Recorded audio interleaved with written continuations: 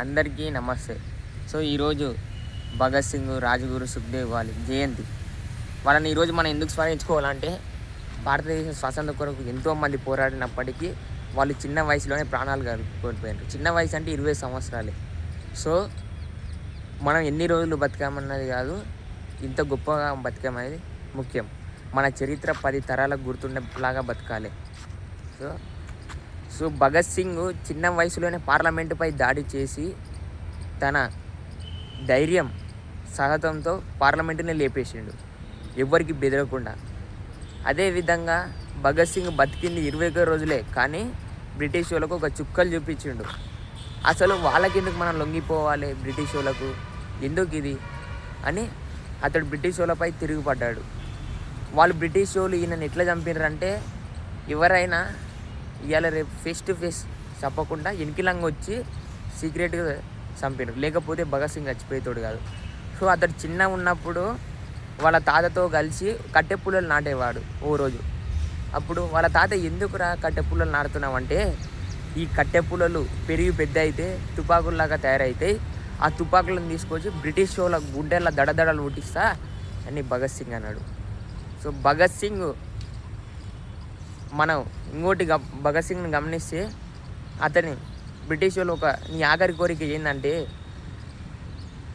వాళ్ళు ఉరి శిక్ష చేస్తారు. అప్పుడు భగత్ సింగ్ ఏమంటారంటే, నా ఆఖరి కోరిక ఉరి శిక్ష కాదు, నన్ను కాల్చి చంపండి. అప్పుడు బ్రిటిష్ వాళ్ళు అంటారు, ఎందుకు కాల్చి చంపానంటే, ఉరి శిక్ష పడితే నాకు ఏం భయం లేకుండా, ఏం సప్పుడు లేకుండా వస్తా, అదే నువ్వు నన్ను కాలుస్తే ఆ రక్తం ఈ భారత గడ్డపై పడుతుంది, అది నాకు చాలంటాడు. సో భగత్ సింగ్ను తలుచుకుంటే మనం ఎంతో నేర్చుకోవాలి భగత్ సింగ్ నుంచి. భగత్ సింగ్ మరణం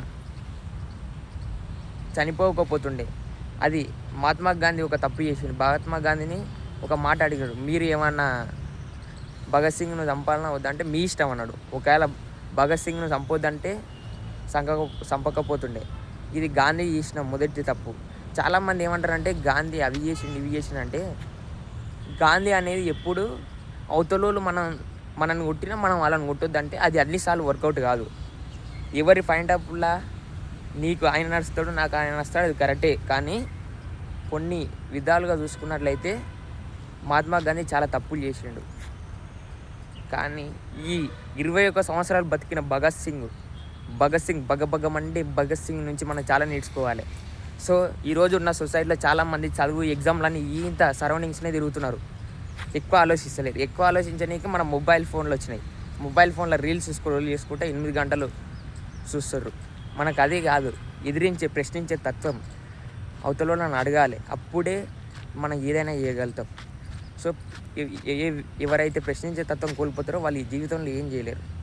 సో భగత్ సింగ్ లాగా ధైర్యం ఉండి ఎవరికి లొంగకుండా ప్రశ్నించే తత్వం ఏర్పరచుకోవాలని నేను ఈ సందర్భంగా తెలియజేస్తున్నాను. సో మరొకసారి భగత్ సింగ్కు ఘననివాళులు అర్పించుకుంటున్నాను. సో నేను కూడా భగత్ సింగ్ అడుగుజాడలో నడుస్తారని కోరుకుంటున్నాను. థ్యాంక్ యూ అందరికీ.